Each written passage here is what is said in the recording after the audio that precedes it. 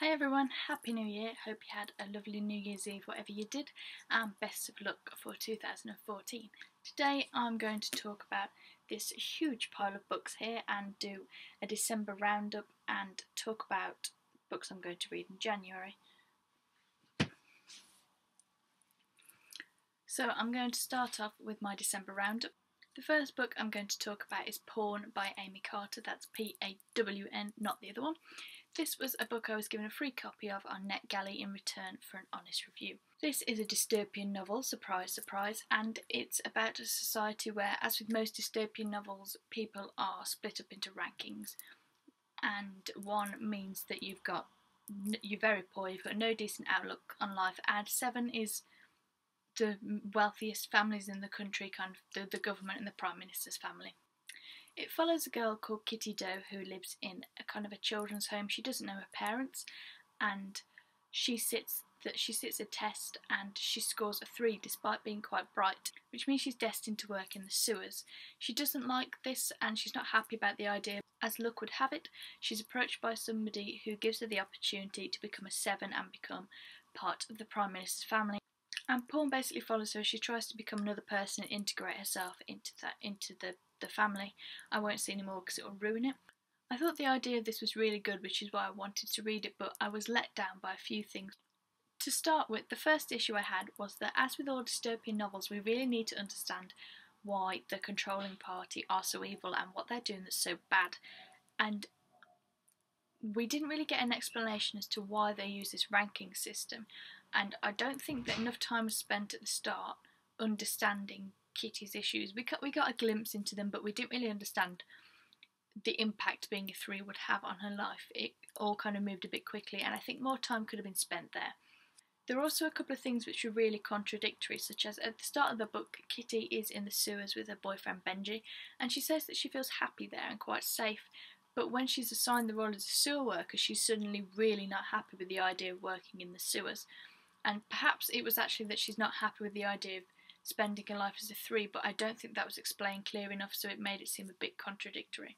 Becoming somebody new and joining an entirely different family and leaving your old life behind and everybody you know would have a huge emotional impact on you.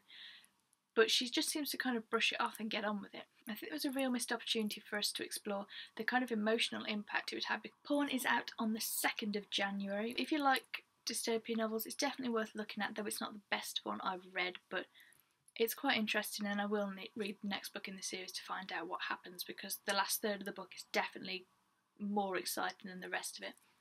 I gave Pawn a 3 out of 5.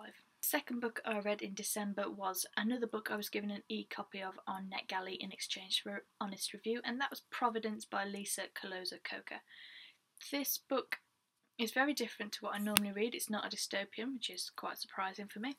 It's about a girl called Becky who is forced to leave her home, and she gets on the train to go somewhere else, and she discovers a baby. Having a lot of younger brothers and sisters, she's helped out with bringing them up, so she feels that she can help this baby and feels that she needs to take responsibility for it because nobody else has. So it follows them as they arrive at a little town in Georgia and are taken in by a lovely shop owner called Rosie. And the story basically follows them as this family who've been thrown together by the kindness of Rosie's heart, how they kind of mesh together and form a family and look out for each other. It's a really nice, lovely, heartwarming story. The relationship between Rosie and Becky definitely make the story. It's just such a lovely book, so if you like those kind of nice, heartwarming stories, then that's definitely one you should take a look at. That is out on March the 18th, and I gave that a 4 out of 5. The third book I read in December was one that has been on my to-be-read list for absolutely ages, and that's Legend by Marie Lu. This is another dystopian novel. It's told from 2 completely different points of view, which I think makes it really exciting. The one hand, we've got a girl called June. She comes from a wealthy background and she's kind of been groomed all her life to go in the military. And on the other hand, we've got a boy called Day. He didn't do well in his exams and he kind of lives on the street now, but he's still trying to look out for his family despite being the country's most wanted criminal, even though he's never committed major crimes, but he's committed a few different crimes and they can't catch him, so he's making them look stupid, which is why he's the most wanted criminal. And it basically follows these 2 people and how their lives kind of intertwine. And as with all dystopian novels, they try to get one over on the powers that be. I really, really enjoyed Legend, but there are a couple of things which kind of knocked a star point off for me. First was the age. They're made out to be 15 or 16 in the book, but I feel that June has such a high position in the military, and I feel for a 15 or 16-year-old had that, it's unrealistic, and I struggled to get around that. I think that if they'd have been 18 or 19, the story would have worked just as well, and it would have been a little bit more believable. The second issue I had was that sometimes their inner monologues were very similar, which made it hard to distinguish who was talking. I do find out something later in the book which explains why they might be similar, but I feel that their backgrounds and their lives they've led would make them quite different, but it didn't reflect in the book that way. So I gave Legend a 4 out of 5. The next book I read in December was another book I'd been given a free copy of on NetGalley for an honest review, and that was Red by Alison Cherry. I chose this book because it sounded very different to anything I'd read before, and I thought it would be quite funny. It follows a girl called Felicity. When you watch like an American high school film and you see the really popular girl, you know, the one who looks great, she's got, you know, the hottest boyfriend in school. That's kind of who Felicity is. And we follow her life as she prepares for the Miss Scarletville pageant, which her mum took part in, and now she's kind of forcing her to take part in it so that, because she wants to win, she wants her daughter to win. Her mum comes across as such a bitch. She's like, you know, the adverts for dance mums where these women are trying to live their lives with their daughters and emotionally blackmailing them to do things they don't want to do.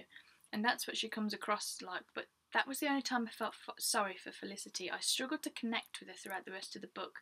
I found her annoying, and I think the general principles that, you know, your hair is the most important thing, I struggled to connect with that because that's not something I believe at all, and I understand that's kind of the point in the book, but because of that I found her whiny.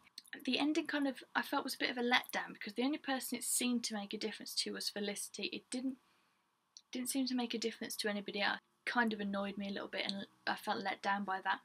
It was also marketed as a young adult book, and I've read my fair share of those books, and I felt like it was definitely aimed at an audience a little bit younger than that.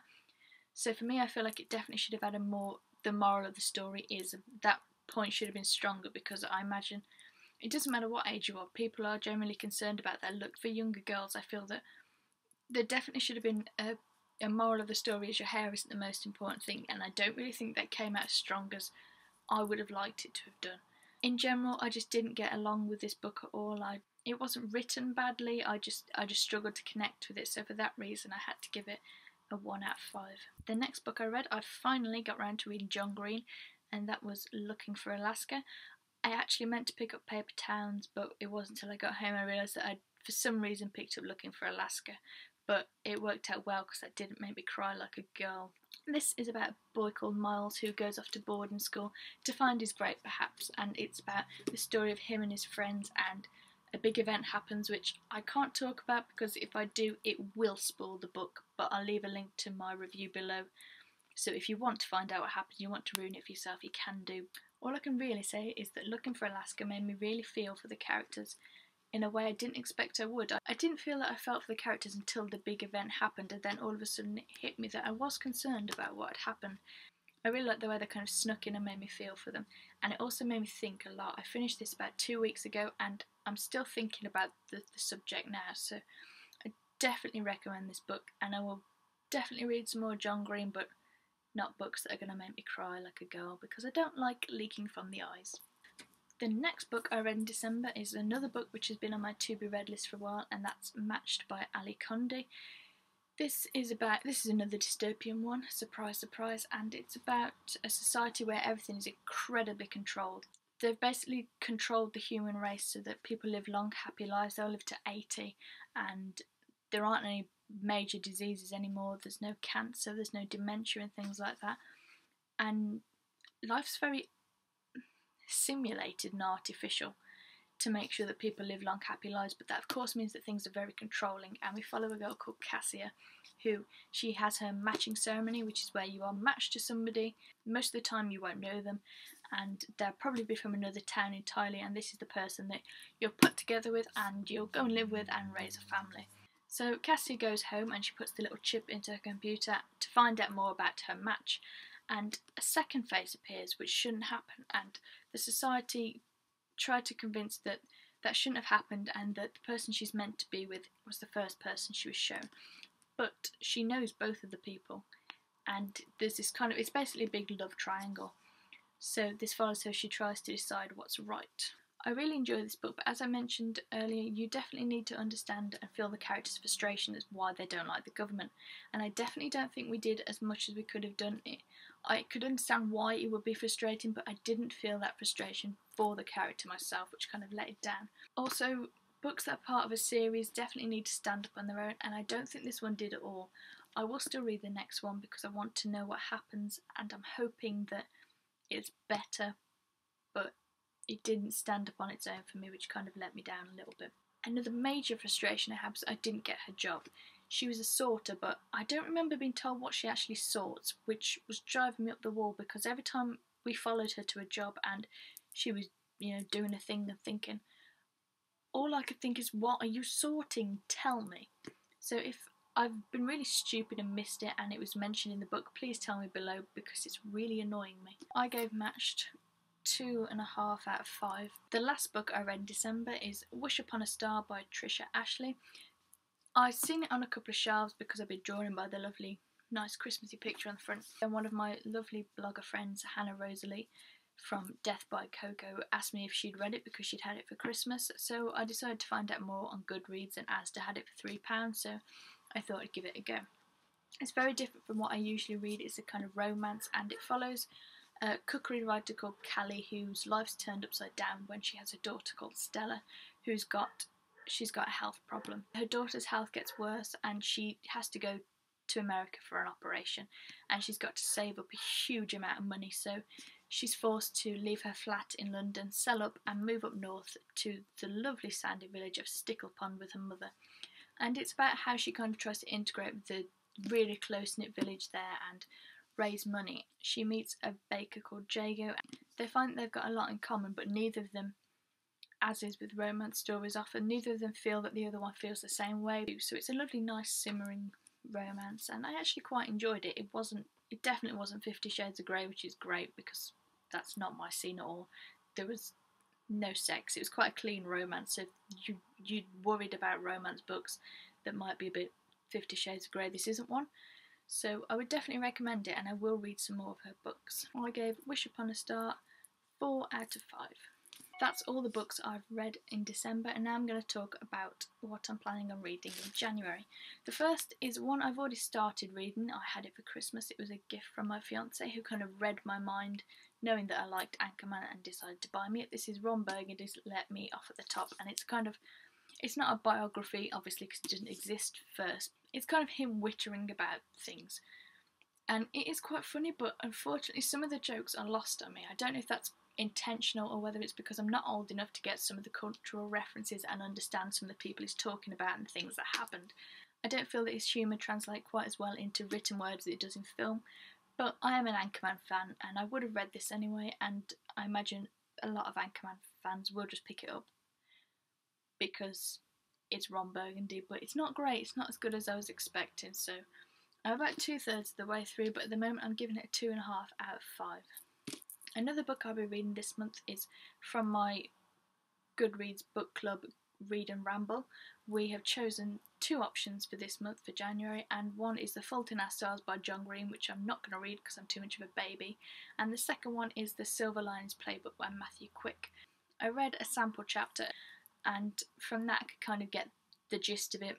It's about a man called Pat who, his wife leaves him and he's in a really bad place. I think he was in a mental institute, but he's allowed to come home to live with his parents under, strict conditions from the doctors. And for some reason he feels that getting physically fit will help him get his estranged wife back. And I tried to read the blurb on Goodreads but didn't really understand where the story would go from there. But I'm guessing it's about him as he tries to get his ex-wife back, but I imagine he doesn't, judging by the adverts from the film I saw. Another book on my January to be read list should come as no surprise to you, and that's Prodigy by Marie Lu. This is the second book in the Legend series and picks up where Legend left off, and it follows June and Day as they're kind of forced to accept help from the Patriots, who are a rebel group. So I don't really know much more about it than that, but I'm definitely looking forward to reading this. Another book is Skylark by Megan Spooner. To be honest, I picked this up because that looked interesting. Then that looked interesting, looked a little bit like the Hunger Games, and the blurb sounded kind of interesting also. It seems that it follows a girl called Lark she lives in this city which is surrounded by a wall, and for some reason she's forced to escape from the city and find out what surrounds the city. So that sounds interesting. The last book in my January to be read list is Hurt by Tabitha Suzuma. I've never read anything by her before, but I've read a lot of reviews and watched a lot of reviews which say that her books are really good and really make you feel emotionally for the characters, so I'm looking forward to this. I came across Hurt after watching Sarah Churchill do a review. I will leave a link to a video review below. And although she said it's one of those books like Looking for Alaska where you can't talk about much because of it would spoil the book. And basically, from what I can gather, it's about a boy called Matteo, I think that's how you say his name, who kind of has everything. He's got great friends, he's got a great girlfriend, I think he's even diving for the Olympics or something really high level like that.